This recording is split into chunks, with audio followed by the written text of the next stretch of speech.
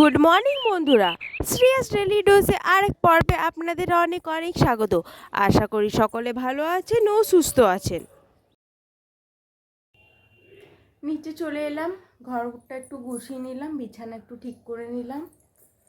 এরপর দেখি কি আজকে কাজ আছে। আজকে শরীরটা বেশ ভালো যাচ্ছে না, মানে ঠান্ডা লেগেছিল কদিন আগে, আবার সর্দি হয়েছিল, তো কীরকম একটা লাগছে শরীরটা। ছাড়ুন, চলুন দেখা যাক আগে কী হয়। আজকে সকাল সকাল চলে এসেছি, আমি একটু ফ্রিজটা পরিষ্কার করব। এতদিন থেকে ভাবছিলাম পরিষ্কার করব করব, করা আর হচ্ছিল না। ভাবলাম সামনে পুজোও আসছে, একটু করেই নিই, তাহলে পরিষ্কার ভালো করে।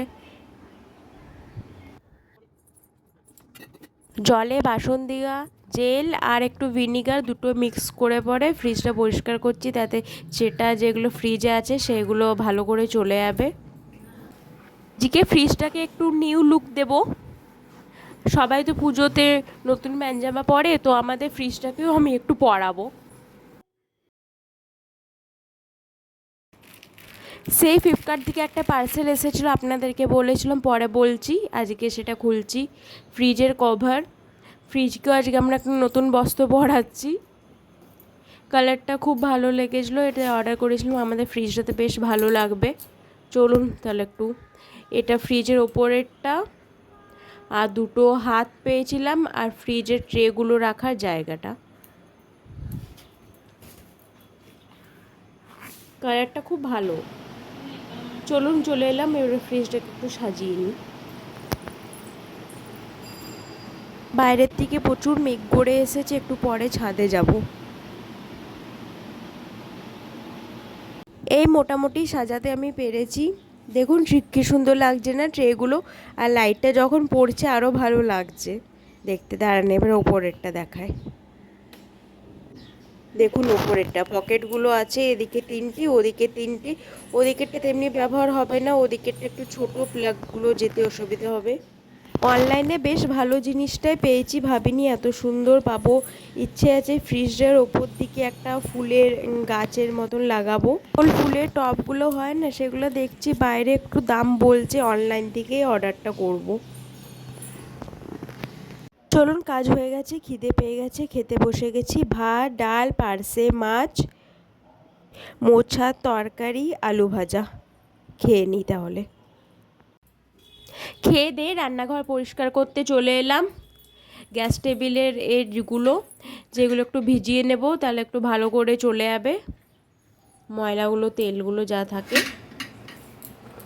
ও বাপরে, এসে দেখছি আবার জল নেই। চলুন নিচে পাম্পটা চালিয়ে আসি। আমি যখনই কিছু কাজ করব তখনই জল ট্যাঙ্কি শেষ হয়ে যায়, জানি না কেন এটা হয়। এটা কি আপনাদের সাথেও হয়?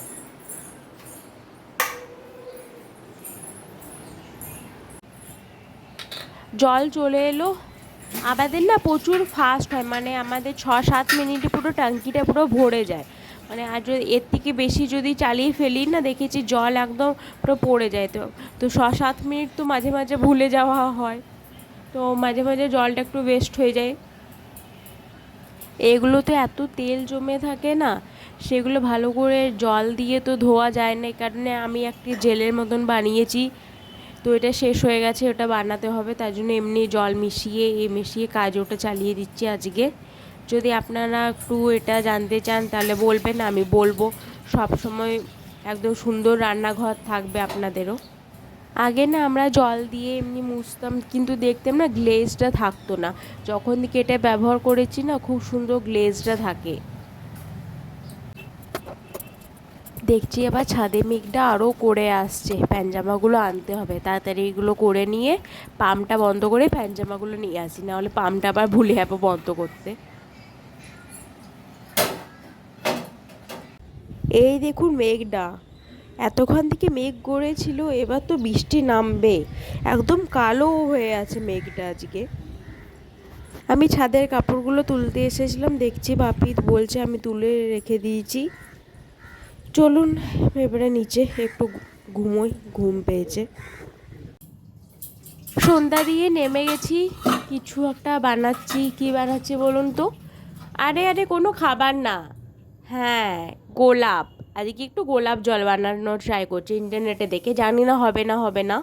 তাও ট্রাই করতে কি আপত্তি। অনেকগুলো গোলাপের পাতাগুলো ছিল, পাপড়িগুলো, তো সেটা ভাবলাম ফ্রিজে নষ্ট কেন যাবে, আমি কিছু একটু গোলাপ জল বানাই। একটুই প্রথমে বানাবো, যদি ভালো হয় আরও আমি ট্রাই করব।